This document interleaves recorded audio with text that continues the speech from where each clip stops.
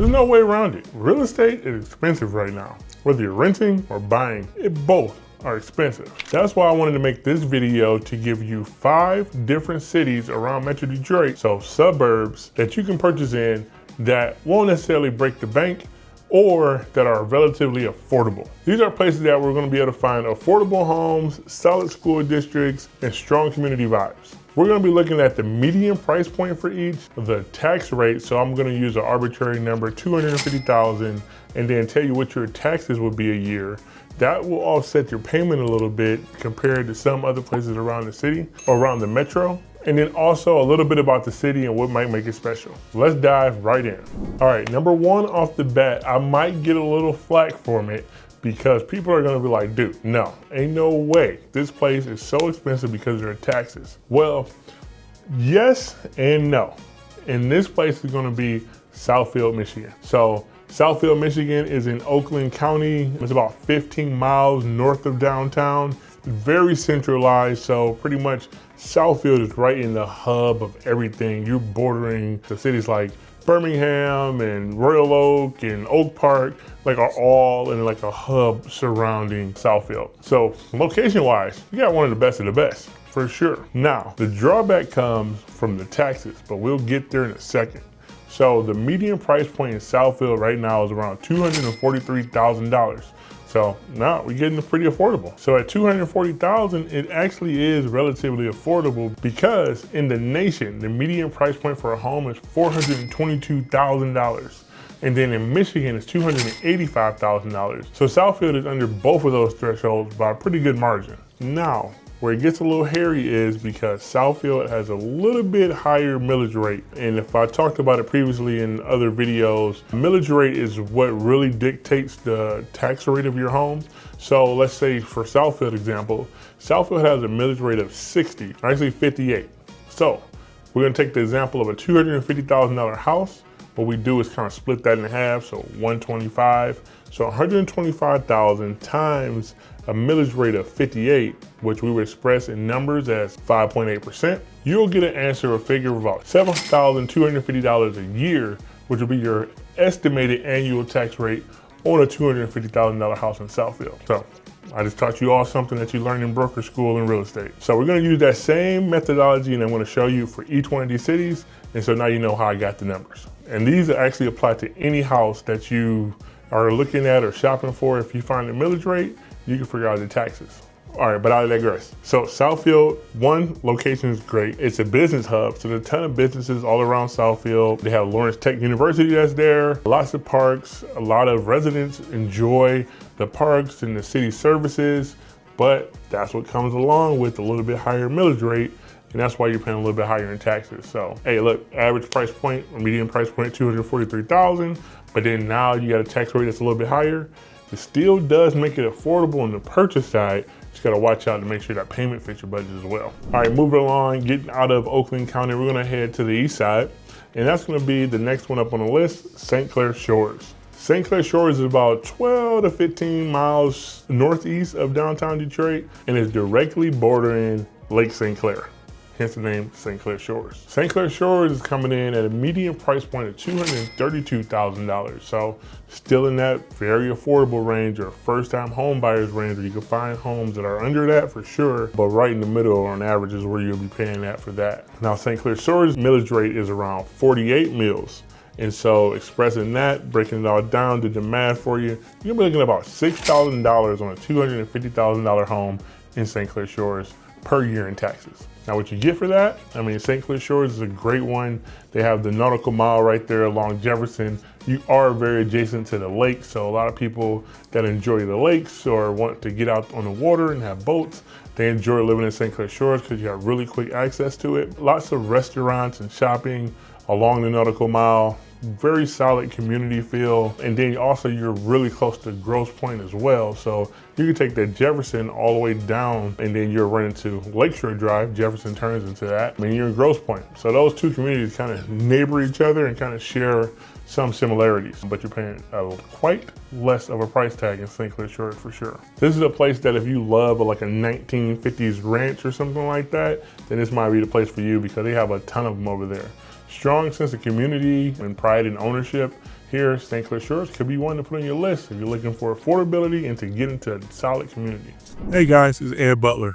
I love making these videos, but there's only one thing I love more, and that's helping you and your family move and relocate to Detroit from all over the US and sometimes to the other country. I've helped countless families make that move, and so whether you're looking to move here next week, next month, or even next year, feel free to reach out. I love to help. My contact information is right here on the screen or down below just in case you missed this pop-up, and I look forward to helping you and your family make the move to Detroit. All right, next up, staying in Macomb County, you're gonna see a theme that Macomb County has some of the more affordable options, so that's why we're here a little bit. So the next one on the list is going to be Canton Township. So this one's a little bit further north, up 94 from St. Clair Shores. You're looking at about 20 to 25 miles from downtown Detroit. And on the northeast side, this one is really close to the water as well, but that's not really the draw for Canton Township. Canton Township is a pretty sizable city. A lot of people have been attracted to it because they built out there long ago, whatnot, and people moved from the city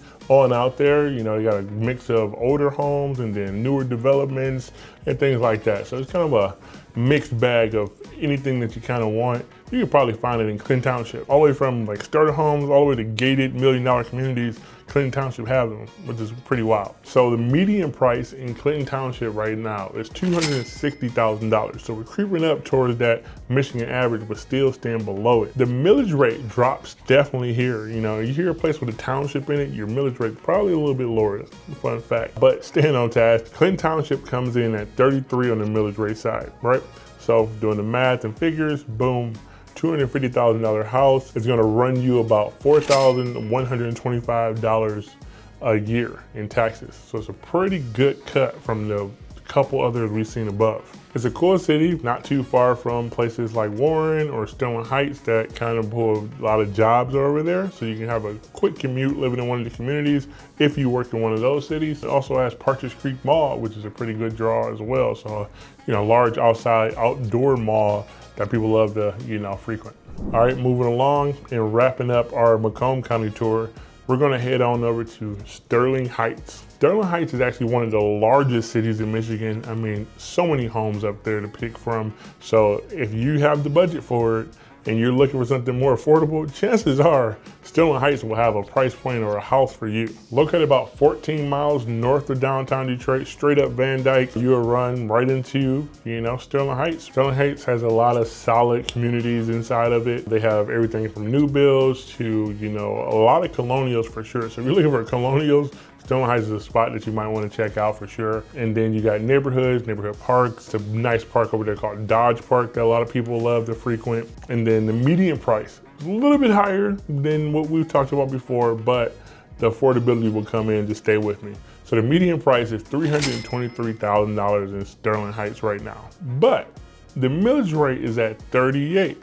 So put those two together on a $250,000 house, which there are a pretty good amount of in Sterling Heights, by the way. You're gonna get a tax bill yearly right around $4,700 or $4,750, which makes it one of the cheaper on the list for sure when it comes to taxes. So, you know, you add that higher price point, and then you add those taxes, it's gonna offset that monthly payment for sure. And like I said, there's so many homes sold in Sterling Heights that there are plenty below that median price point.